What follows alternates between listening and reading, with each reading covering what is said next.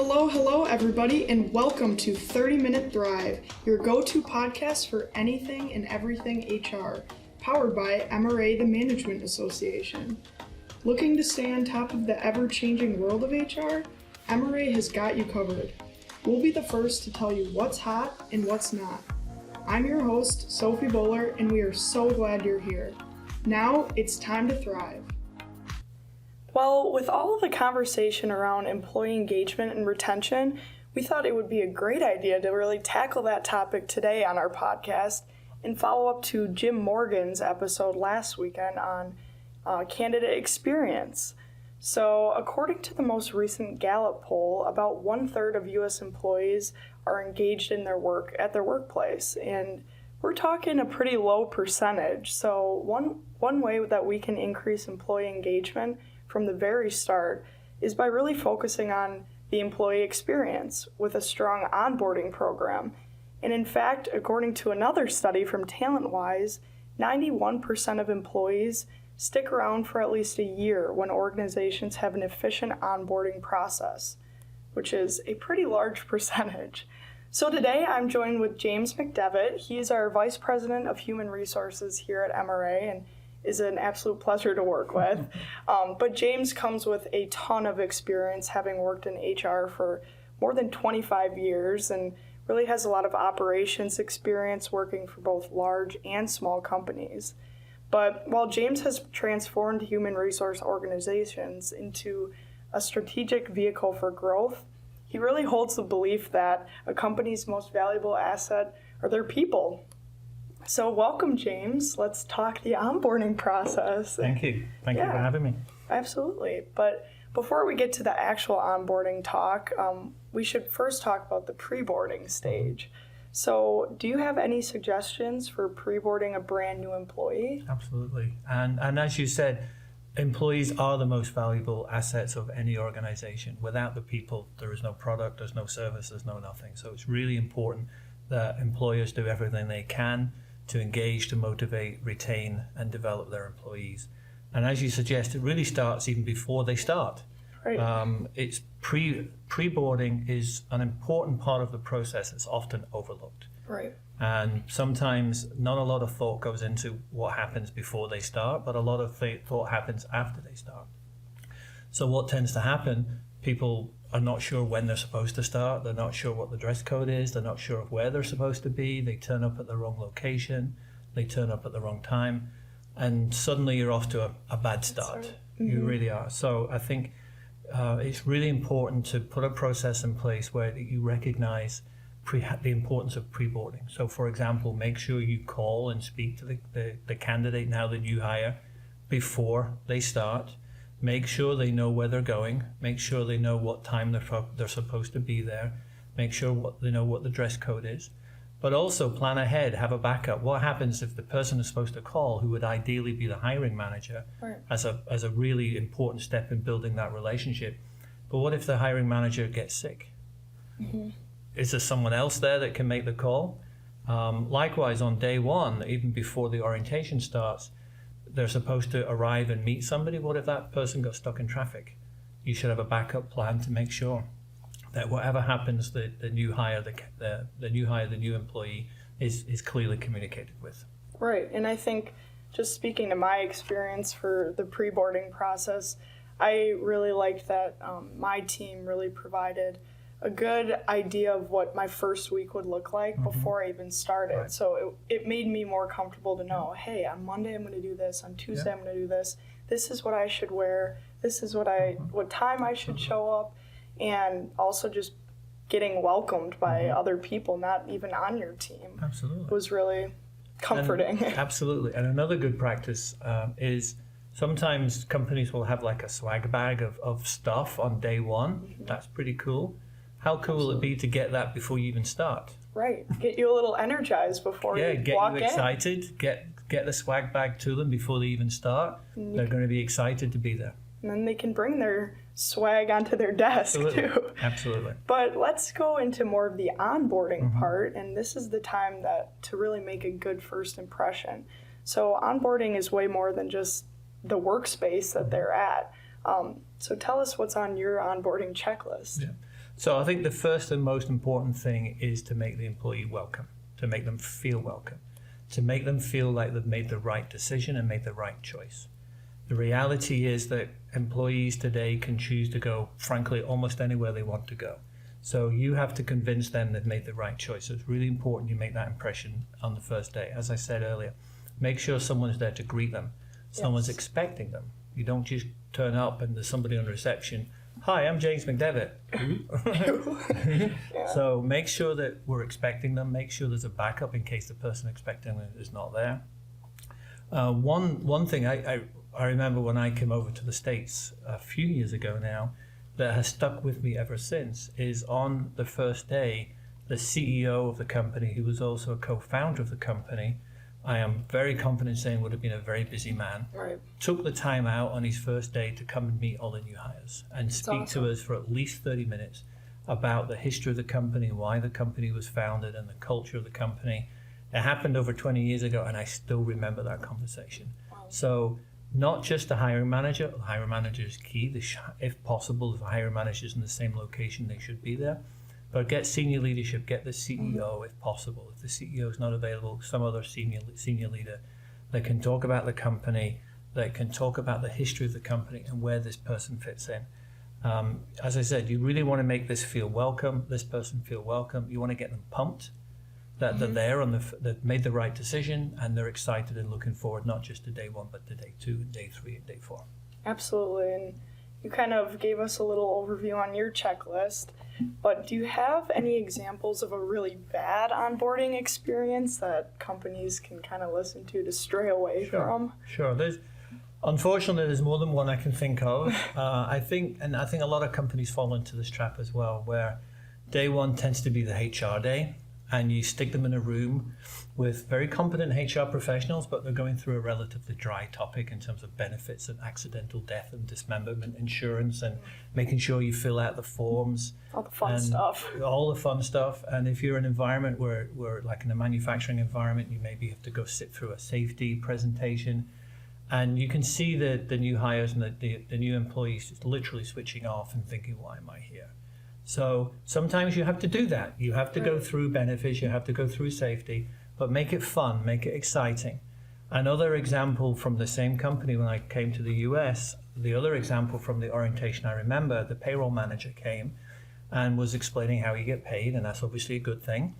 But again, some of that is a little bit of a detail in terms of timesheets and things like that. But she made it fun and exciting, and as a payroll manager, she had a little payday candy bars. And she would ask questions, and if you got a question right, she threw a payday candy bar at you. That's an incentive. So make it fun, make it exciting. Don't make it boring. You got to fill out the I-9s, you got to fill out benefits paperwork, but make it fun, make it interesting. Right. And another example of where it didn't really work was someone I know traveled a long way, actually relocated to the position. And on their first day, this person was an attorney, and she was all dressed up, all smart, as you would expect an attorney to dress. And she's shown to her office, and that's a good start, but her manager wasn't there and wasn't quite sure. And her laptop didn't work, and she ended up having to scramble around under the table in her best clothes, trying to figure out how to plug her laptop in and thinking, why am I here? Right. So those are simple things that can be avoided. Mm-hmm, absolutely. And I mean, nowadays we see a lot more remote employees. Yes. So what about the remote employees? How do you apply that same process that you just talked about if a new employee is remote? It's the same principles. It's harder. It's easier if you're all in the same place, and it's obviously harder if you're not. But it's basically the same principle. Get them pumped up, get them excited, make them feel like they've made the right decision. Mm-hmm. If it's possible to get them into another company location near where they live, try to do your best to do that and have somebody greet them and have lunch with them and all the rest of it. If that's not feasible, can you get their technology to them before their first day? Right. Can you get a laptop to them, for example, give them instructions on how to log in, work with the IT team to get their email and all the connections set up, so that if you are doing orientation sessions on day 1, Zoom is a wonderful technology at times, but Zoom can be our friend on orientation day with remote workers. get them involved, make sure the hiring manager, again with the pre-boarding, the hiring manager has spoken to them already, they're building that relationship, get them to speak with their teams, even though they're maybe sitting in their living room in wherever they're sitting, Right. make them included, make them feel inclusive.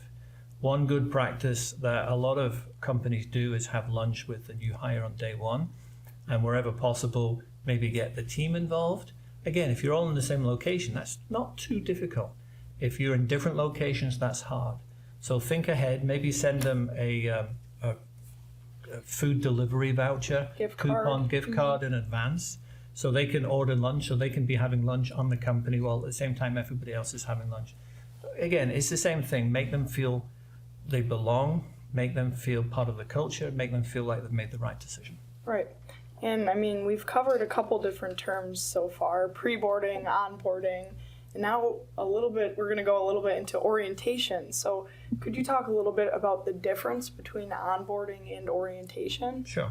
Now, those two phrases can be a little interchangeable sometimes, but technically orientation is really about the initial welcome in the first day or the first couple of days that you have the new hire becoming the new employee and becoming the regular employee, so to speak. So it's really the initial welcome, and the goal there, as I said, is to make them think they've made the right decision by choosing you. Onboarding is more of a longer term process where you're really helping them learn how to do their job, how to be effective in their job, how to build relationships cross-functionally on project teams, etc., etc. So onboarding is a longer, broader process. Orientation is the first impressions. Okay, thank you. And what is the best way to really help a new hire integrate into the organization? How do you teach them about your company's core values and mission and history without plopping down a bunch of papers and saying read? Yeah, absolutely. And that, you just highlighted the one thing I don't think you should do. Although these days people don't necessarily give you a file and a bunch of papers. They say, there's a website, go read. Right. Or go watch that online video and I'll come back at lunchtime. Again, how exciting is that for the new hire? Are they pumped to be here because they're spending 2 hours watching online videos or reading forms online? No, talk to them. You should have a plan. You should have who does that person need to know to be successful in their role? What relationships do they need to start working on? Those are all important. So have a plan, but make sure the plan is flexible enough so that it's individualized by the person or the role. In some organizations, it's important that you know this person, and other organizations, it's important you know that person. Don't just have people meet everybody for the sake of meeting everybody. So have a plan. When you talk about the culture of the organization and the values of the organization, make sure you yourself are demonstrating those values so they can actually see them in action. If you're in an environment where it's very customer, very member focused, you show them how that works in reality. Give them examples, talk to members of the team, demonstrate those values in action. As I said, meet the team, meet the key stakeholders. Appreciate some of the generational differences that exist out there, but really be inclusive, be positive, and again, get them jazzed to be there as part of the team. Right. And I mean, this might differ depending on what company you're at, but how long should a typical onboarding process take? So I think that's a trick question, because the answer is I don't think it ever ends. Again, orientation is you're setting yourself up for success within the organization. Onboarding, you're now going to take that to the next level on how to do your job. But your job evolves. You evolve as a person. You develop. You're hopefully continually learning, doing new things. You're being trained on how to do new things. You're learning how to do new things. Effectively, onboarding goes on continually. Forever. It frankly does, yes. I mean, what we're effectively doing, if you think about it and if you do it properly, you spend all that time and effort hiring somebody. You spend all that time and effort getting them on board. You spend all that time and effort training them how to do a job. And then if you stop, if you just stop, that person will become disengaged, they will become ineffective, they will leave the organization, and you have to do it all over again. You are effectively, good practice is to effectively continually to re-recruit your new hire, as if you're trying to get them pumped up, as if you're trying to get them to do their job well, and trying to get them engaged and want to be there and want to get out of bed in the morning and come to work. So it doesn't end. If the employee doesn't feel the love, then you know what? Someone else will get them to feel the love. Mm-hmm. And you mentioned generational differences quickly in your last statement, and there's been a lot of talk about generational differences. So how does this really come into play in the onboarding process? Sure. So as you said, generational differences, perhaps for the first time, significant generational differences in place across society with the boomers and the Gen X's and the millennials. Sometimes it's hard to keep up with them all. It is. I think the important thing to remember, though, is that people are different, people are individual, and whatever strategy you have, it should be individualized to the person. As I mentioned before, have a plan, have a structure, but make sure it's individualized to that person. I think some of the key elements are a strong communications plan. Make sure that you communicate clearly with the new hire, the employee, so that they understand. Give them the opportunity to ask questions. Don't just tell them. Communication is two-way. Have an inclusive culture so they feel part of the team. And I think something I haven't really mentioned before, but I think the role of the hiring manager is really key in this. I think lots of studies out there show the relationship between the hiring manager and the employee is crucial. The hiring manager needs to be part of the preboarding, needs to be part of the onboarding, needs to be part of the orientation. And they really need to build that relationship with the new hire. And if that is successful, regardless of the generation, I think it will be a successful experience.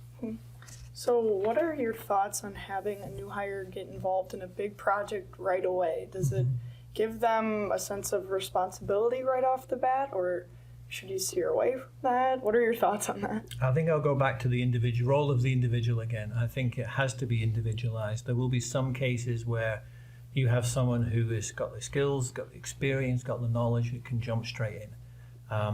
And you have other people that may not be there yet, and that's okay. And you will know that when you hire them through the process. And people get hired to do different things. Right. So I would say it needs to be down to the individual. And I would say the key is to set the new hire up to succeed. Right. Do not set them up to fail. So if they don't have the skills and the capabilities and experience to take on the big project, take it slow. Okay, good advice. So here at MRA, we assign mentors to all of our new hires, and they're really there to just kind of be a leader and for the new hires to go to if they have questions and be a role model. So what are some suggestions you have for mentors of new hires? Sure. So I think when we talk about mentors, there's really two roles that can really help a new hire come on board and be effective quickly. There's the mentor and there's the buddy. The buddy is a more informal process, someone that can help answer all the silly questions, like where's the bathrooms and what time to, my boss said this, what did he or she really mean when he say that? Particularly someone with local accents and variations. What did he say? I don't quite understand what he said. All those silly questions that you may not want to ask your manager, and that's fine. So someone that goes to lunch with you, someone that explains, oh, this is what we did and this is how we do it, someone that you can bounce thoughts off. That's really important. The role of a buddy has been proved to show a real success in terms of transitioning somebody in the workplace. Talk about being inclusive, talk about being part of the team. A buddy can really help that process go through.